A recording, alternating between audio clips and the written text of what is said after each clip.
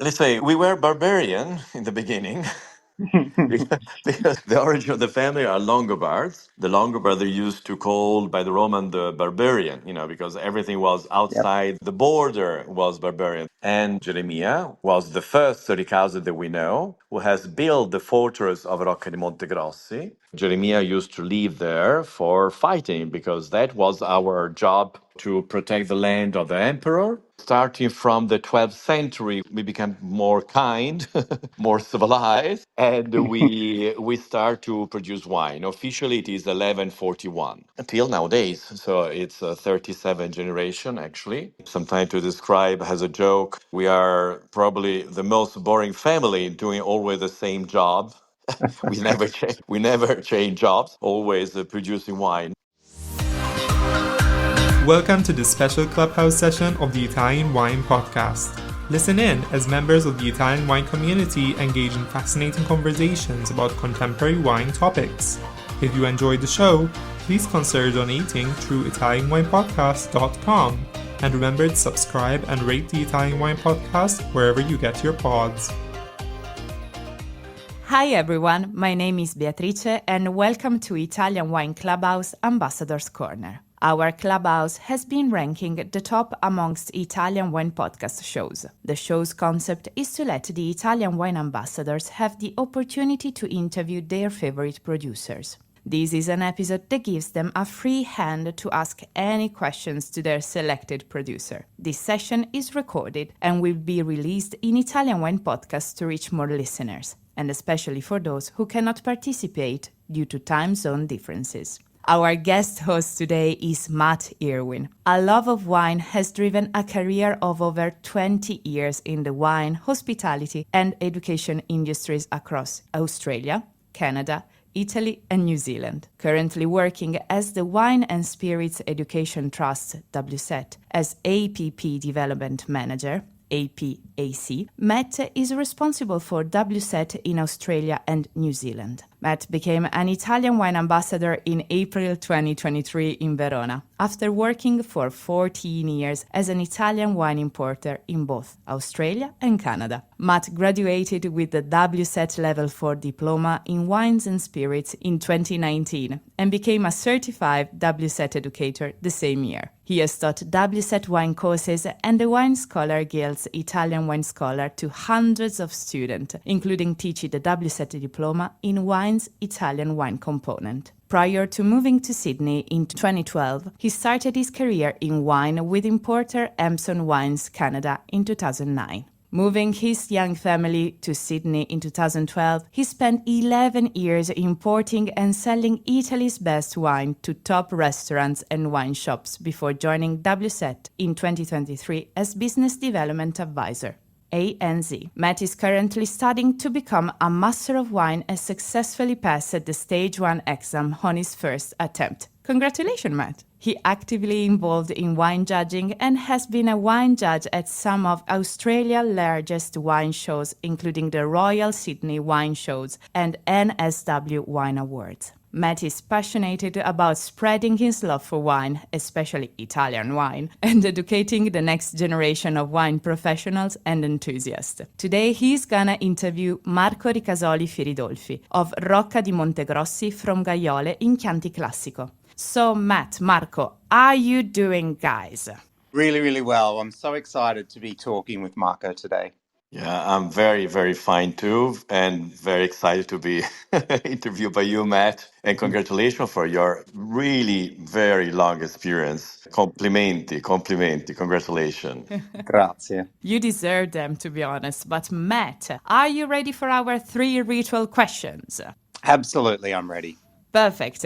How did you discover the wines of Rocca di Montegrossi? Well, I was lucky enough to work for a company called Trembath and Taylor in Australia, in Sydney, for 12 years. I believe they're Australia's best Italian wine importer, and they import Rocca di Montegrossi to Australia.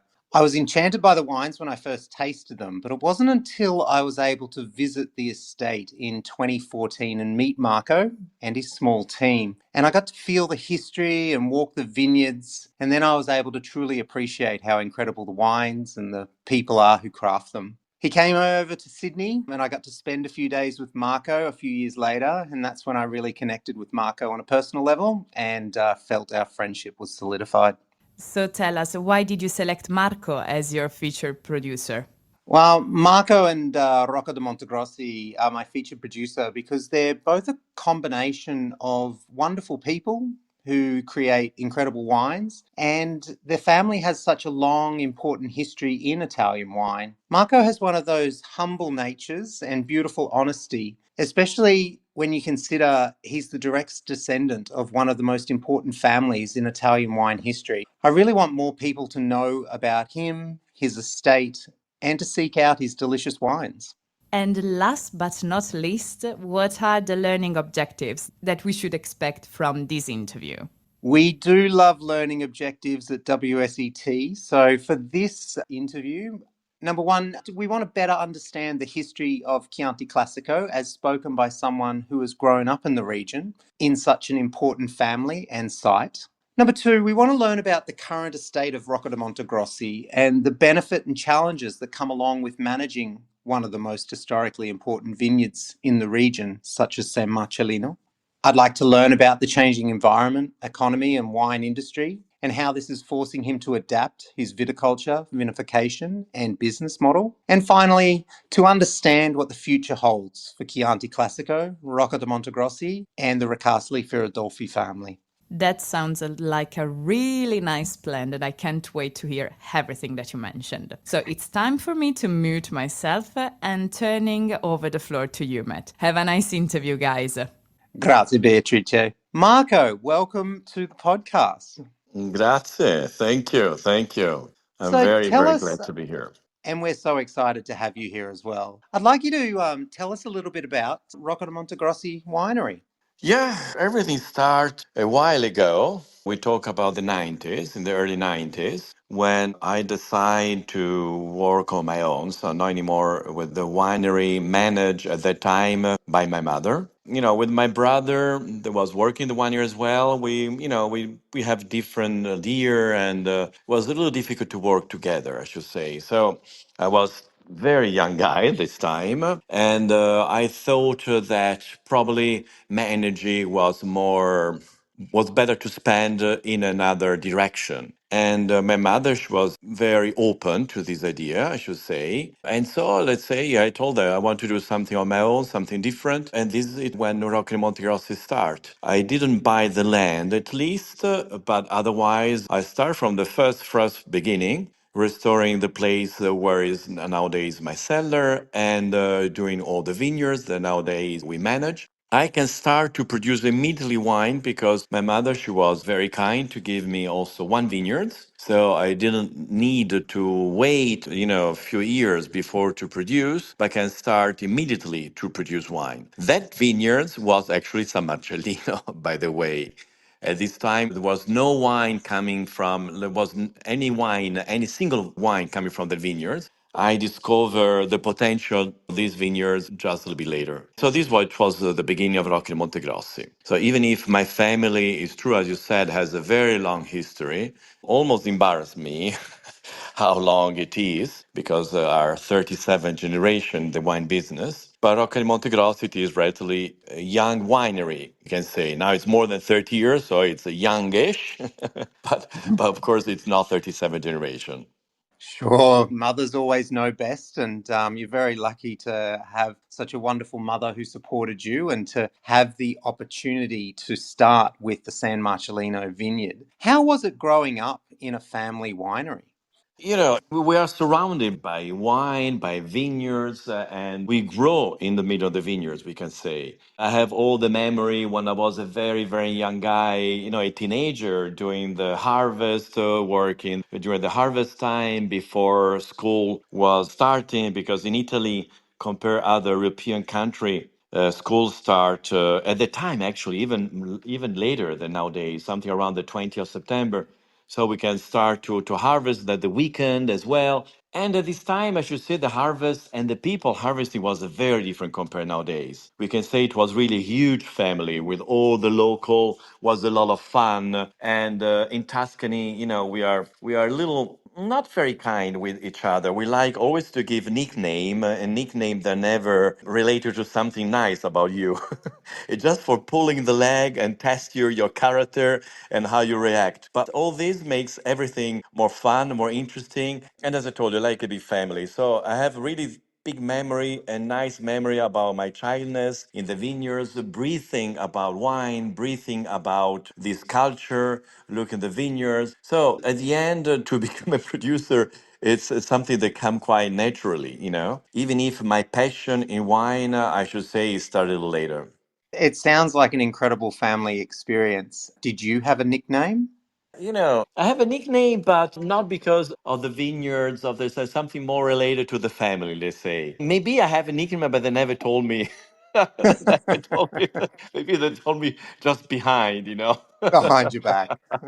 Exactly. How do you find harvest nowadays? How does it work? For sure, compared to the past, harvests are done a little more professionally. We are looking more details about the analysis of the wine, studying more, let's say, the microbiologically and organoleptic, the grapes before to start. Hmm. Before it was more like a tradition during these days, more or less we start. Of course, we're doing some analysis, but let's say it was maybe less carefully selected. Let's say the day to start the harvest compare what we do nowadays. Then, of course, also the quantity of grapes, the vineyard was bigger compared nowadays. The weather was also different. Let's say nowadays often we have a September more beautiful, more stable. In the past, often the weather was more rough. I remember this harvest with few rains, and the quantity was bigger in the vineyard, so it was more mold.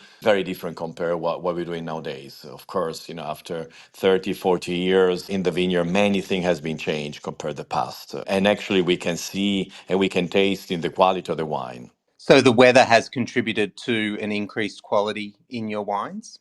In a way, the weather, especially for Sangiovese, the change of climate has helped, I should say, to get more mature and better mature grapes. They get mature later, like Sangiovese, because Sangiovese is not like Merlot, for instance, they get mature very early in the season. So in the past, you can have Chianti Classico wine with more astringent, more green flavors and taste because of the weather and also because producer was leaving too much grapes in the field. Yeah. Nowadays, we leave less grapes in the field. There is much more work in the field compared to the past in terms to remove the leaves, to remove bunches in the way they don't touch each other, and so they can mature better. So there is much more work in the vineyards compared to the past. In the same time, the weather is more stable, is warmer. So from one side has help. Of course, when there are the excess of warm and heat, especially drought, and these big waves of heat through the summer, these not then they could be negative, of course. But we change few things in the vineyards for fighting this situation. Yeah.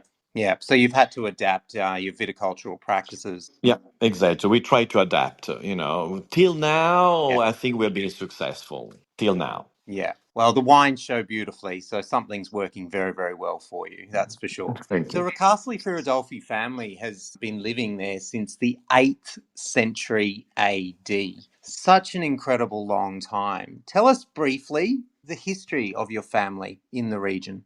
Yeah, let's say we were barbarian in the beginning. Because the origin of the family are Longobards. The Longobards are used to called by the Roman the barbarian, you know, because everything was Yep. outside the border was barbarian. Then nowadays we discovered actually it was not so barbarian. But Longobards are this population. They start from the 5th century to come in more waves down to the center and the south of Europe. And one of that one was Jeremiah, was the first Ricasoli that we know, who has built the fortress of Rocca di Montegrossi. That nowadays it is a ruin because the last time it was bombed was in the 1530, and the family decided to not rebuild, restore anymore because it was really a military place where Jeremiah used to live there for fighting because that was our job at the beginning, so to protect the land of the emperor, and then later of the emperor was of the Medici's family, And this it was our job, we can say, is starting from the 12th century where we became more kind, more civilized, and we start to produce wine. Officially, it is 1141. And when we start to produce wine, probably not with the intensity of nowadays, but officially it is when we know that we have started to produce wine until nowadays. So it's a 37 generation actually. So quite few. I like sometimes to describe as a joke, we are probably the most boring family doing always the same job. We never change jobs, always producing wine. And I hope that my daughter, my son, they're going to do the same in the future, but only if they really like, if they really have the passion in producing wine, loving this land, and dream about to do something special in their life for wine production. Otherwise, if they want to do something different, I would be very happy in the same. I would be very happy too. What is important, they're happy to do Of what they're doing. course. Yeah. Of course. And that's beautiful, as a parent always wants the best for their children. But there is such a long history. Did you ever think of doing anything else other than wine? I should say that this it was really my. Of course, when you're really a teenager, there are a lot of silliness sometimes you have in mind what to do. But you see, that when I become more wise, this was my goal to do wine, and always it was my passion. They become more true, and I feel more deep in my soul when I start Rocca di Montegrossi. I should say. But even Yeah. before, for me, was a joy to produce wine and to help my mother and to do what I'm doing right now. Yeah, and that's beautiful. In 1872, one of your direct ancestors, Baron Bettino Ricasoli, created the recipe for Chianti wine. Can you explain this part of Chianti's history and how has it impacted the region and in particular your winery? Bettino Ricasi was for sure a very, very special person. I'm very proud to belong to this family and to belong to this man, to be a nephew, let's say, of Bettino Ricasoli, that it was a person who has studied a lot about wine, traveling a lot Europe to take inspiration for make more modern Italian agriculture and Tuscan agriculture specifically, not only in the wine field, but also in other field of the agriculture. And he traveled a lot, of course, especially in France, to meet other producers, to know better their other grape variety, and to try to think how these grape variety could be maybe interesting growing in Chianti Classico, because his idea was to increase the quality of Chianti Classico wine, to make the il vino perfetto, the perfect wine. This was his aim, and he studied about that a lot, and growing a lot of different kind of grapes, not only the indigenous one, of course, also the indigenous one, but also many other international white grapes that basically we talk about French grape varieties. Then he came to the conclusion that those grapes, so the international one, they're growing very well in our area, but they're not very complementary to Sangiovese. So he created this formula of Chianti Classico with a blend of Sangiovese and other red grape varieties that more or less till nowadays it is the same recipe of Chianti Classico. We don't blend any more white grape varieties, but even Bettino Ricasoli at that time, he suggests to not blend for the best quality, the best Sangiovese selection, the white grapes.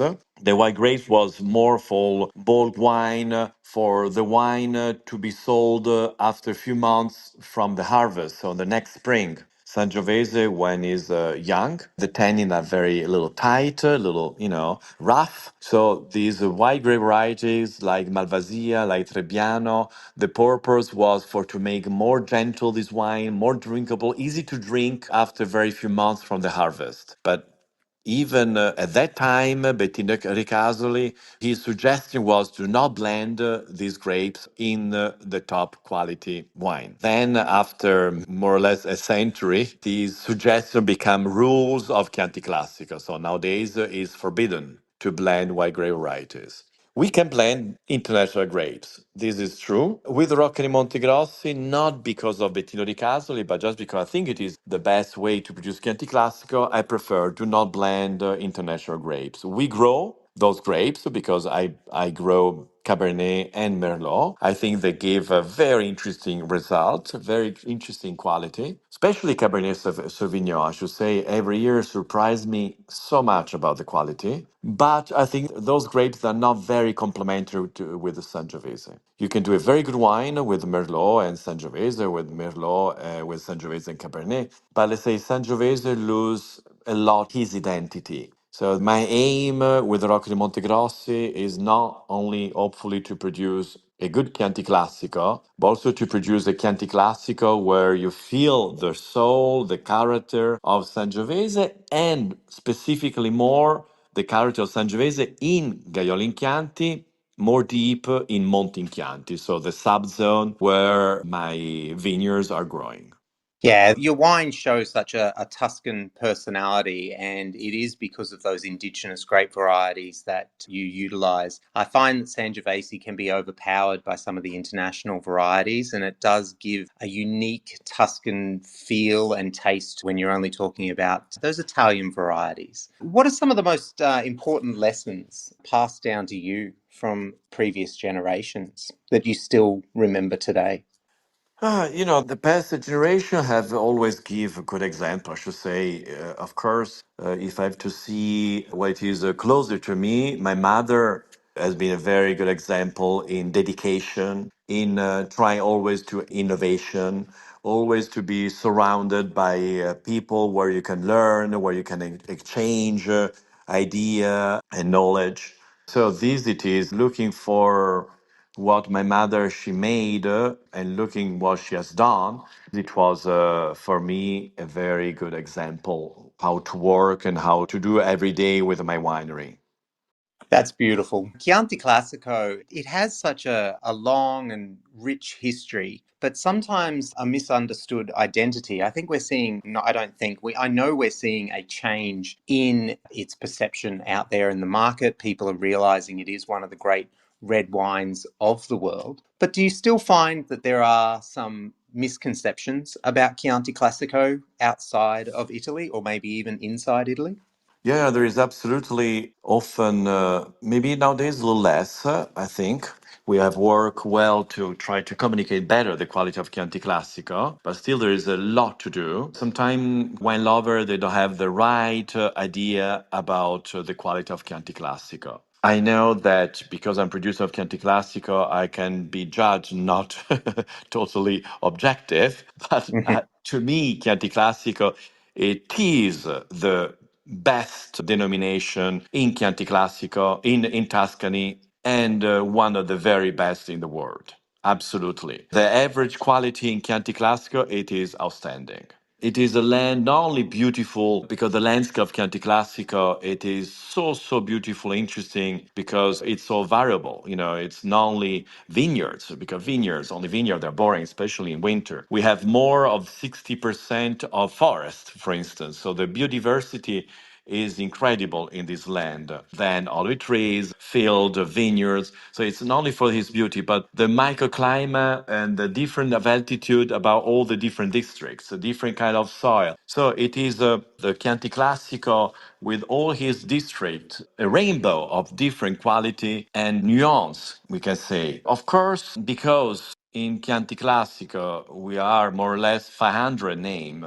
The fork between the super high quality Chianti Classico and the more commercial one are larger compared other denomination in Tuscany. So you can have some Chianti Classico of very poor quality or not so interesting quality and some very top. So in the way that this fork is quite large, in some wine shop, in some big market place, you can have some Chianti Classico for relatively cheap price. And so that can make misunderstood the idea of Chianti Classico by the final consumer, the wine lover. Yeah, we heard Marco just Can saying that the quality of Chianti Classico is going up, and there are a range of different quality levels within Chianti Classico. But were the wines you produce from your vineyards are very, very special. I've walked your vineyards. They have a beautiful biodiversity, the sounds of birds and insects, and they're alive. Can you tell us what makes your vineyards in Chianti Classico region particularly special or unique? Yeah, Gaiole in Chianti is known for being one of the top districts in Chianti Classico. And Monte in Chianti, where we are, I think it's known for being one of the most interesting subzones in Chianti Classico in Tuscany. So we are very lucky to be here.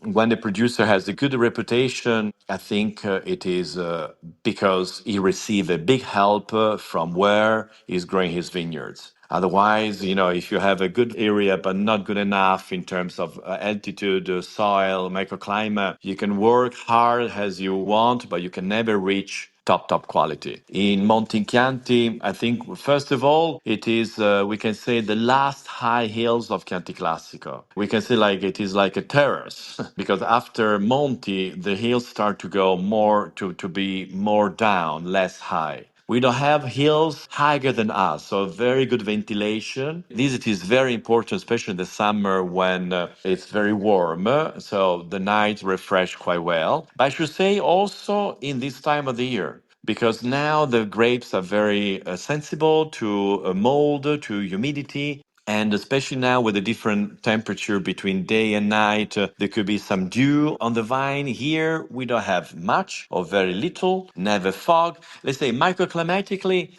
it's very favorable to help us to keep the grapes in a very healthy way, especially for us that we are organic. So there is nothing we can do against mold, but only to work perfectly in the vineyards to keep the grapes as much as possible healthy. And the soil. A lot of stones. We have many stones, especially limestone, also some galestro that is a schist. But speaking in general, it's a very stony soil. So very important for the drain, very important for the roots because they're allowed to go quite deep. The organic side is very well balanced as well. We don't have a majority of clay, but clay it is more or less one third compare the sand, the limo, the microelement. So let's say it's like a picture, it's like a puzzle. All the parts of this puzzle are at the right spot. So we are extremely lucky because, as I said before, if all these parts of the puzzle are at the right position, you start by a more favorable position to try to achieve high quality. Then, of course, we need good weather to take the right decision and a little bit of luck. It is always necessary. You always need a bit of luck, especially from the weathers, that's for Yes, sure. yes. How has your winemaking philosophy evolved over the 37 years that you've been operating Rocca di Montegrossi? First of all, I try always to be surrounded by people that can give me the right suggestion, that can listen, and then to take hopefully the right decision. When we met in 2014, it was my last year that was following directly the agriculture side of the vineyard. Then nowadays we have consulting for the fields and because also traveling a lot and be organic is very important to be there all the time. So when you travel for business you can be there all the time. So now we have consulting, and this it was very important for me, I should say, because I can exchange with them their idea, with my personal experience, but to have other people that have different experience is very, very important. Because of course, when you become more adult, you have the less chance to studying, to go around to visit other producers. So to have people, to have professional people helping you, this it is very important for growing. Plus, of course, my winemaker, Tilio Pagli, my analog, is a fantastic guy. So all the team, all the people, even the seller, really has helped me a lot. At the end, what we're trying to do, it's very simple, is to bring these grapes in the best way in the cellar. Healthy, mature, and to take all the necessary risk, and then with Attilio Pagli, my winemaker, to transform those grapes in beautiful wine, trying to do not do mistake in the cellar, because the cellar, it is a place where we can never increase the quality. The quality is already in the vineyards, already in the berries, hopefully if we pick at the right time during the harvest. So the cellar it is only the place where we can only ruin the quality. Attilio Pagli, like every analog, it is the person who should help you to not do those mistakes in the way to keep the quality very, very high. And of course, nothing that can hide this quality. So, in terms of aging, in terms of oak, in terms of everything, just to keep the authenticity of the character of this land that is, I think, very beautiful. So, to me, when people can taste my wine and recognize these characters in my wine, this terroir, this it is already for me a great compliment. Yeah. Surrounding yourself with great people is always a wonderful thing. And to be Mm. open to be learning from constantly, it shows empathy for both the wines that you want to create and also want to always improve as well. You do blend some indigenous grapes like Pugnitello and Caniolo with your Sangiovese. What do you believe these grapes bring to your wines? Punitello was grapes that I started to grow from 1999. I take the suggestion of Attilio Pagli and also this agronomist that was working for the Chianti Classico 2000 project and the University of Pisa and Florence. Many clone of Sangiovese nowadays are coming from the selection that this man has done. So a person with great experience. And he discovered Punitello, by the way, because Punitello disappeared. It was almost disappeared in Tuscany because producing such a little quantity. And they suggest me to grow these grapes. I didn't taste anything from Punitello. I just trust them, and I discover how beautiful it is. These grapes, the Punitello, that I blend in the Sangiovese of San Marcellino. All these complementary grapes are very gentle with the Sangiovese. They don't hide Sangiovese. So Punitello with the San Marcellino, or Colorino and Canaiolo in the Chianti Classico. So all these grapes, there are around 9 complementary grapes of indigenous complementary grapes of Sangiovese. All these grapes are very friendly with Sangiovese. They don't hide Sangiovese. They give something, they complete the picture, but the main subject remains the Sangiovese. I have the feeling with other grapes, international grapes, that Sangiovese it doesn't remain as the main subject. It's hidden by these international grapes. So this is the reason why I prefer to not blend international grapes, but keep going with these local grapes. Yeah, it's the band, isn't it? The sum of its parts comes together, and the superstar in the middle of Sangiovese shines brighter through your wines with the assistance of those indigenous grape varieties. Yes, So, and actually the history, sorry to interrupt you, Matt, but actually then the history of Chianti Classico has been always a wine of blend. So starting from my ancestor, Bettino Ricasoli, that was his recipe was Sangiovese and local grapes. So always a blend, always a blend. This is our history. absolutely. And it's great that you both look to the past, but then also work to the future to always be looking to make your wines and your estate better. Speaking of which, your beautiful San Marcellino vineyard and the San Marcellino Gran Selezione wine that you create is such an amazing example showing both the personality of your vineyard. How do you approach the production of the San Marcellino differently, and what sets it apart from other wines? As I told you, I start with this vineyard, San Marcellino. The name comes from this tiny Romanesque church close to the cellar, San Marcellino Church, date of the 11th century. Give the name to the parcel where San Marcellino vineyard is growing.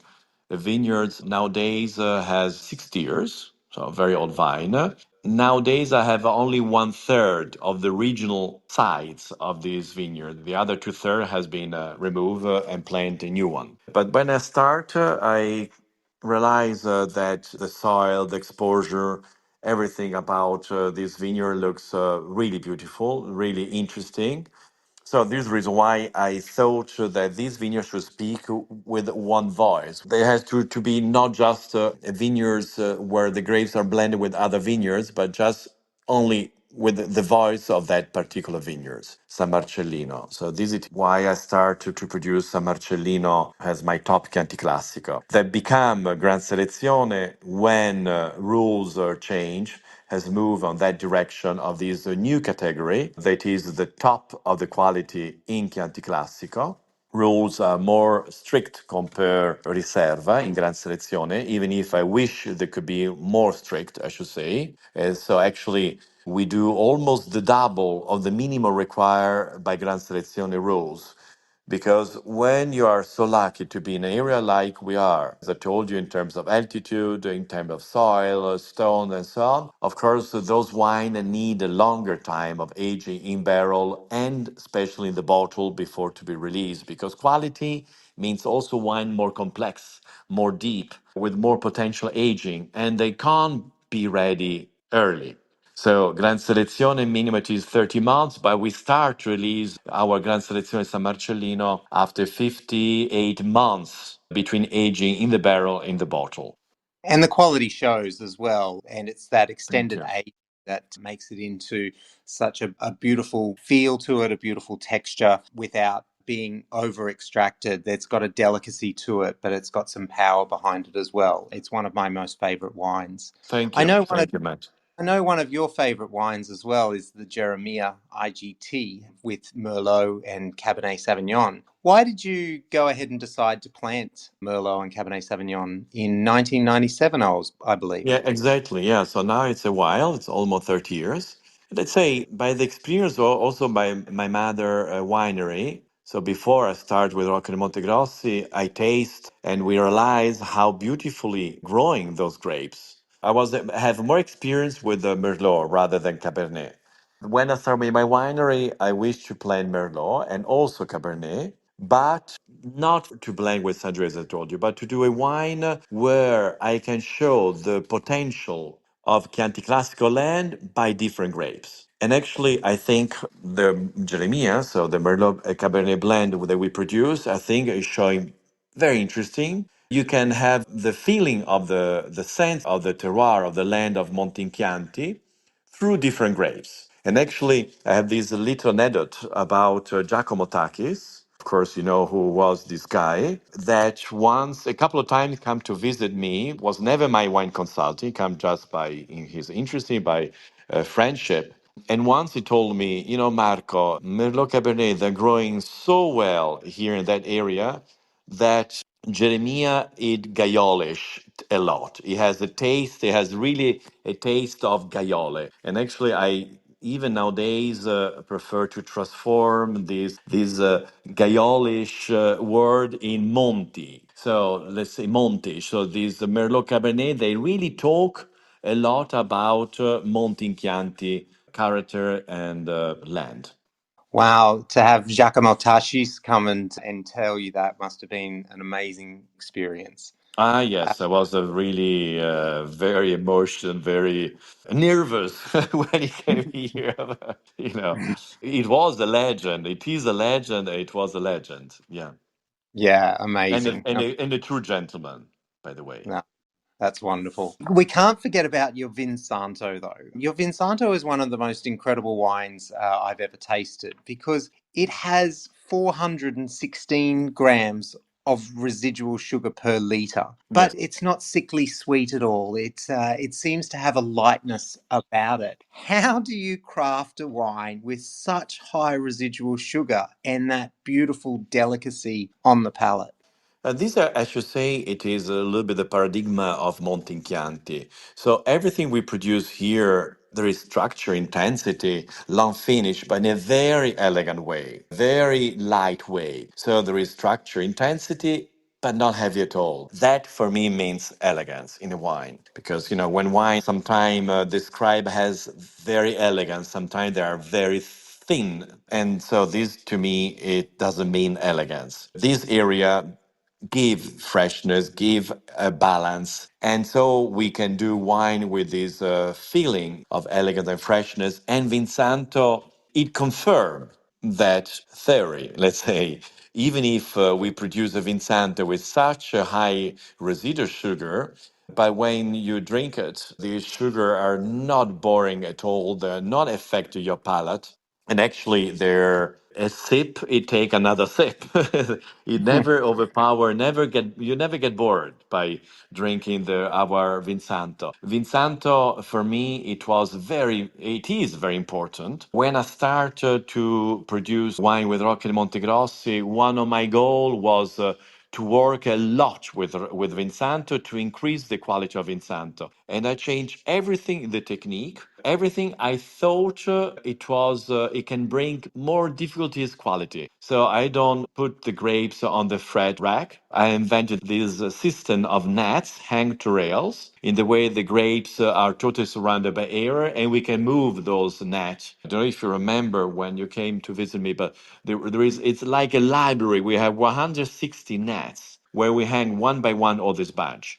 We don't simply dry the grapes, but with this method, we can increase and develop the botrytis cinerea. So our grapes are not simply dry. This is very important for the fatness of the wine, the flavors of the wine, because the botrytis cinerea, the noble rot, bring a lot of positiveness from this side. We don't use anymore chestnut. Chestnut, it is one of the traditional oak for Vinsanto, but the traditions sometimes are starting because it is what you have closer to you. All the forests here are full of chestnut, but chestnut is bitter, and I thought it was not the right wood for my little barrel, my little caratelli. So we have a caratelli of 50, 100 liters made by mulberry cherry oak, where we age for 8 years, and fermenting for and aging for 8 years our Vinsanto. The barrel are closed hermetically with a silicone cork, not with the cork and the cement the tradition does. Anyway, I changed many, many things for to try to achieve high quality, to produce really something we hope memorable. Has should be a dessert wine, because a dessert wine you have at the end of the meal, you already have a meal, food, wine. So you want to have this experience because maybe everything has been so great that you want to end in the most beautiful thing. So Vinsanto should be something that can achieve this goal. And I try to produce a wine that when you enjoying at the end of the meal, you have this souvenir till you're back at home.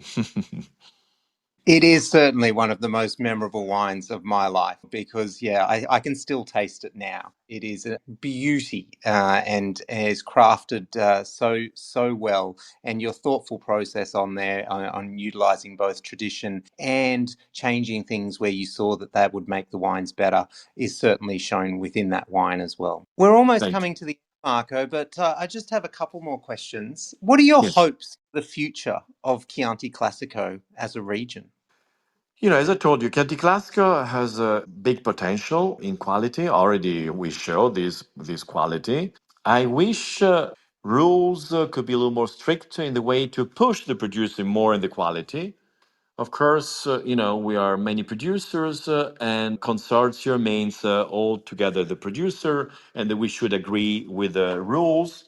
It's like a huge condominium, and not easy to get. Sometimes the result of our rules are compromise. Not this compromise fit perfectly my wish in terms of quality. But my wish is that we can go step by step more in that direction, in the way that we can show to wine lovers all the potential of this beautiful land.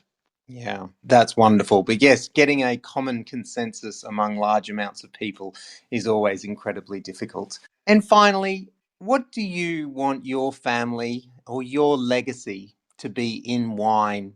And how do you think it will be remembered, say, in 100 years from now? It's difficult to think about, I should say, what we can be could be 100 years, but it would be great to be remembered to be people who has not only produce top wine, but also people that be very respectful about the nature of the area, about the people that are working here. So to give really good memory about what we have done for our land, our people, our vineyards, and our quality. This it is, and of course, honest and reliable people. This is for me the most important way to be remembered as a family in this area. That is beautiful. And I think your Vinsanto will still be drinking beautifully in 100 years' time as well. Yes, I think Vinsanto, you can really age for a lot of time. Absolutely. Well, Marco, I just want to say thank you so much for joining me on this podcast. It has been both enlightening, it has been entertaining, it has been thoughtful. I haven't stopped smiling the entire hour we've been spending together.